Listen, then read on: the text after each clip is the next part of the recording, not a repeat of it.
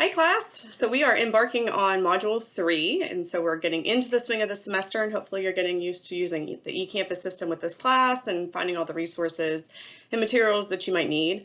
Hopefully everybody's got their textbooks and your APA manual, and you are enjoying as much as possible the chapters and the readings that are assigned for these modules. So before we can really get into the nitty-gritty of research or program evaluation, we have to discuss writing. And writing is a huge component of this course, obviously, as one might expect, especially with the final project that you will be doing. But it's also a very large component of your overall success in this program, because every course that you're going to be taking has some type of element that's going to require you to write professionally and write in APA style. So I always like to start out talking about the difference between APA style and other styles. So in undergraduate programs and a lot of other, master's and even PhD programs, APA is not the style that we teach students. It's not. MLA is more often what students come into our program being familiar with. And APA is different, and it's something that has to be studied. So the APA manual that I require for you to purchase for this class is an absolute necessity, and I really can't stress that anymore. It's actually a textbook that is very useful. I'm going to grab it right now because I have it always beside me. Excuse me for going off camera. So this lovely text here is so much more than just providing you with information about how to properly cite references and how to develop a resources and reference page, right?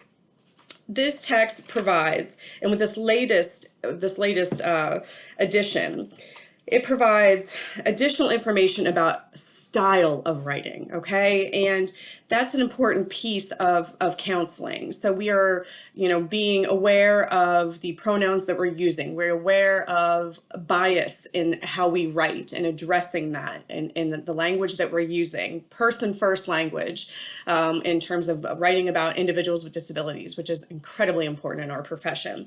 So there's much more to this text than just that simple, in parentheses, this is what I'm putting about the manuscripts that I am referencing. One of the most important things about writing style and using the APA manual is that, you will be reviewing documents, you'll be reviewing articles, peer-reviewed journals, textbooks in this course and other courses, and we don't want for you to have that difficult conversation with us about plagiarism. And it takes time and it takes practice to learn how to read materials, academic materials, comprehend that information, synthesize it, and put it back out in your own words in a way that is appropriate and follows the rules of the APA. And then properly citing references and properly writing up a reference page. So if you do not have this manual, you need to get it. You need to get it for this class. The homework assignment that you all looking at today, or for this week, I should say, is incredibly important for this class.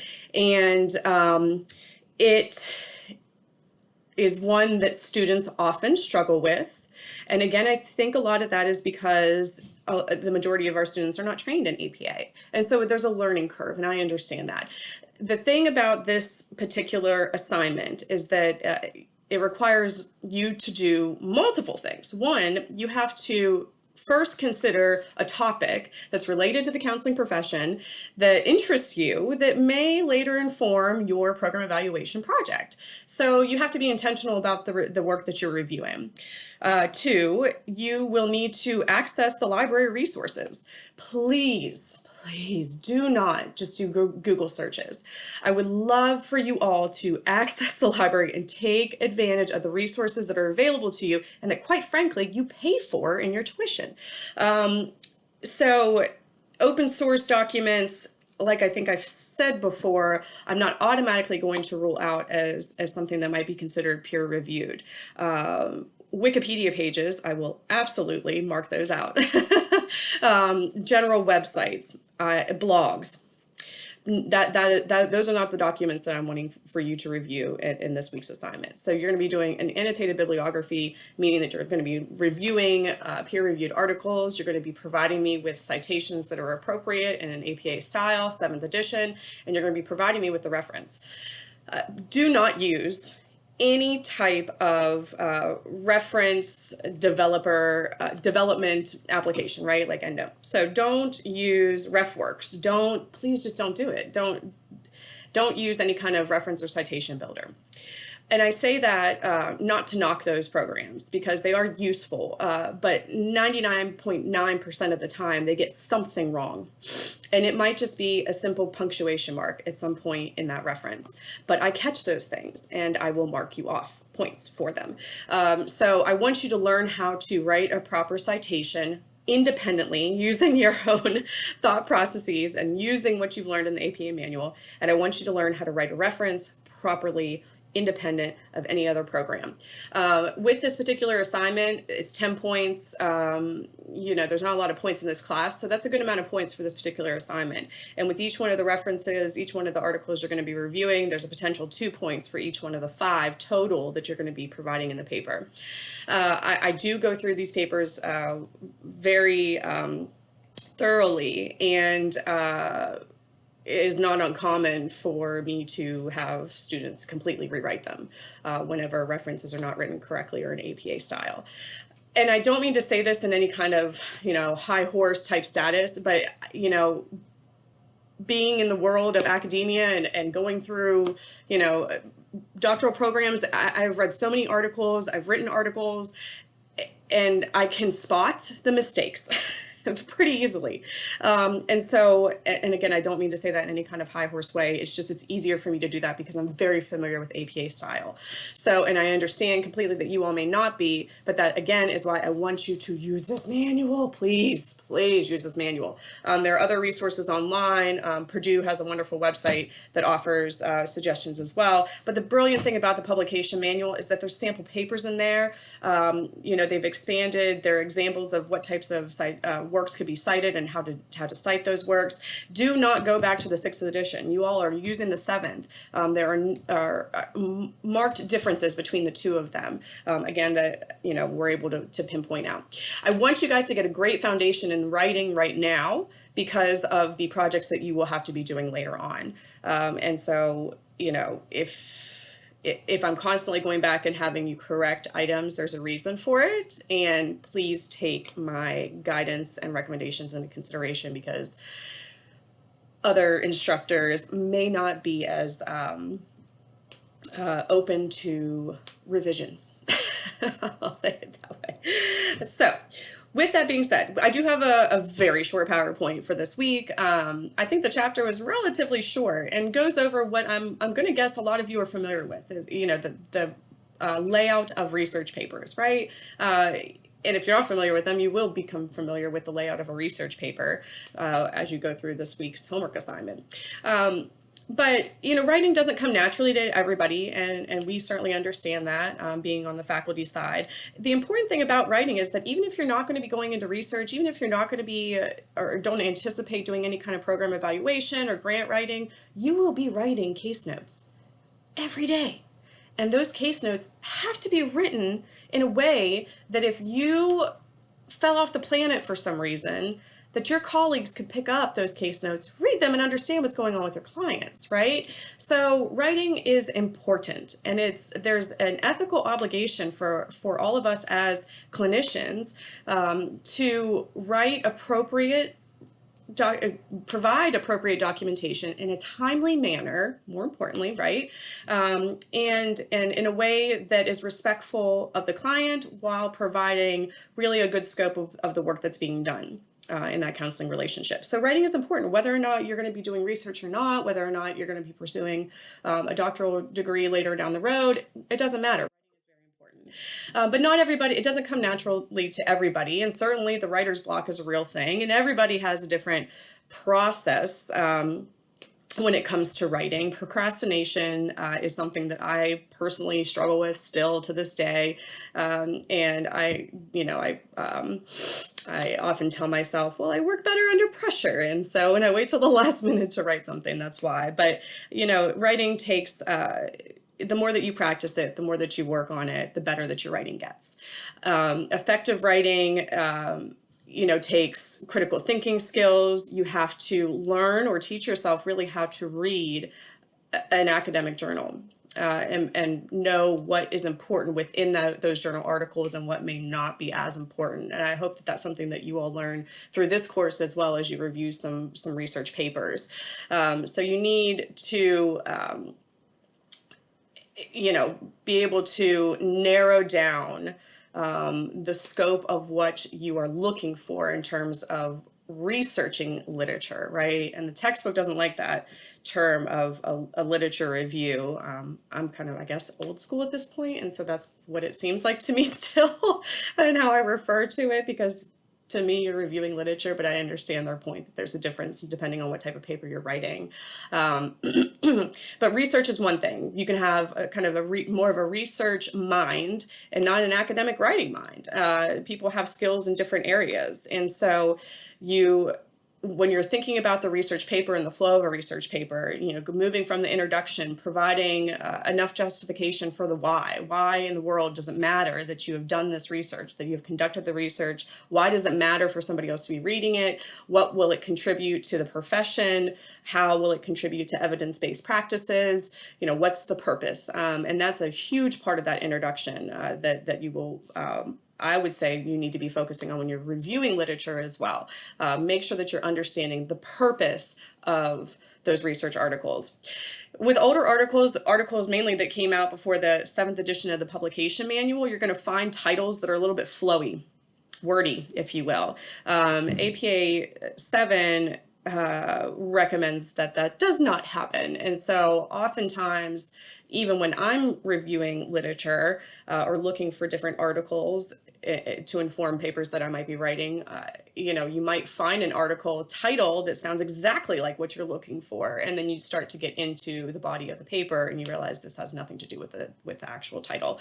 And so don't let the titles be the determinant of whether or not you're going to be looking into the article itself. Always open it up, scan it through, read the abstract, which provides a good amount of information. Look at those key terms that the articles pull out for each of those publications.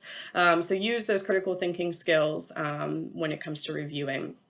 In terms of writing the results, writing the discussions, all of that, again, is a fine balance between providing enough information to give the reader a good idea and sense of the process that you as the researcher went through to develop the study, to conduct it, the population size, justification for using statistical analyses that were utilized in the process. And then, the most difficult part for me personally is writing up the limitation section because you have to be very critical of the work that you've done and say, what is it that could have been done better? What did I miss in the process? What have I learned? What new information can be gleaned from this research that I have conducted. Writing is recursive. Some of you may have heard that term before. Some of you have maybe not heard that term before. And what that means is that when you start out writing an article or writing any type of paper, and that includes the paper you're going to be writing for this course, right? So when you're writing a paper, you start out with an introduction. And our paper that you're going to be writing for this course will not include an abstract. There's no need for an abstract.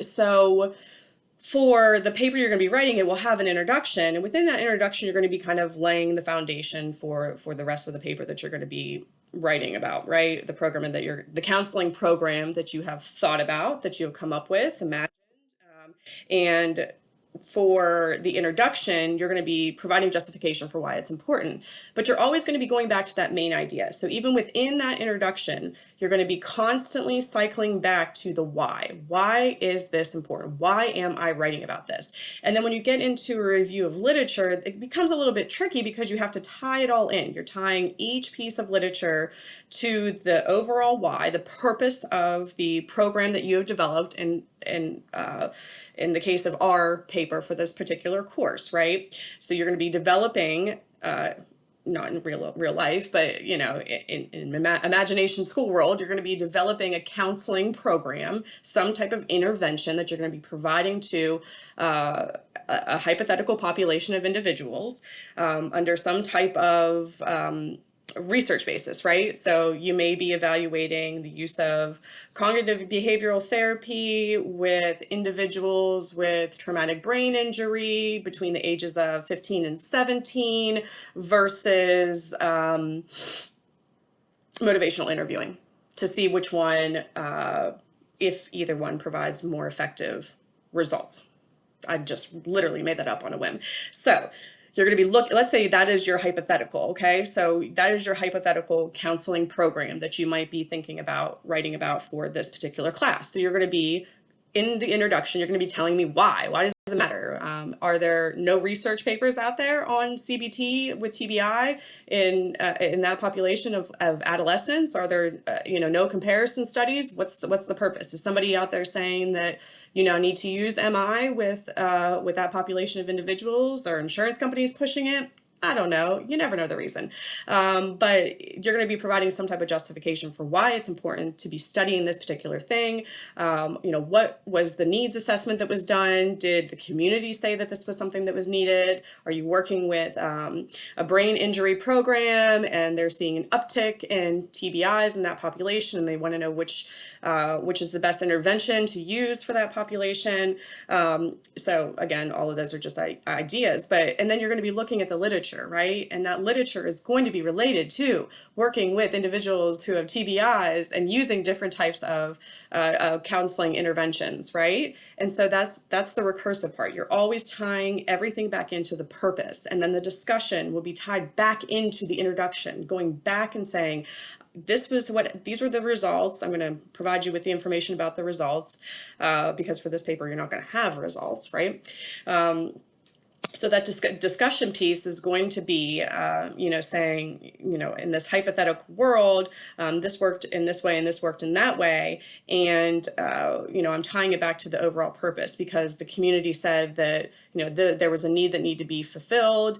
And I hope to be using this information to inform the work that the community will be doing. So you're always going to be going back and questioning the work that you're doing. You're going to be revising. We do have a peer review element in this class because I think that is equally important. If it's one thing for me to read a paper and understand it, it's something completely different for your peers to be able to read your papers and understand them. And it's also important for you all to learn how to effectively critique your peers and to learn how to accept those critiques from peers as you move along in this program. So, when it comes to the end of it and the end of the research process, of course, we always hope to get to the publication process, which is the most anxiety-inducing thing, I think, for any writer or researcher. And effectively with COVID, it's just kind of been put on hold for every publication manual, which is crazy. But, the textbook talks about that aspect of it. I think for anybody that's interested in publishing journal articles, it's one thing to, again, produce the research, get funding to help you conduct research, be able to produce results, write it all up. One of the harder aspects is finding a journal that is appropriate for the type of research that you've done. And, there are lots of different journals out there that are related to the counseling profession. Some of them have higher impact values than other journals, meaning that they're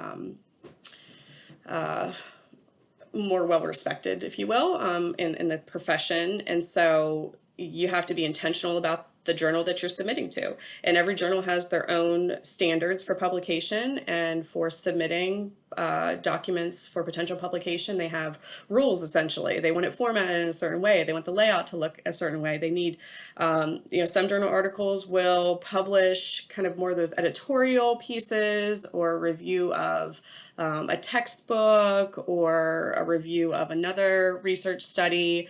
Other journals will not, and they just want evidence-based practices. They want some empirical information that they might be looking at.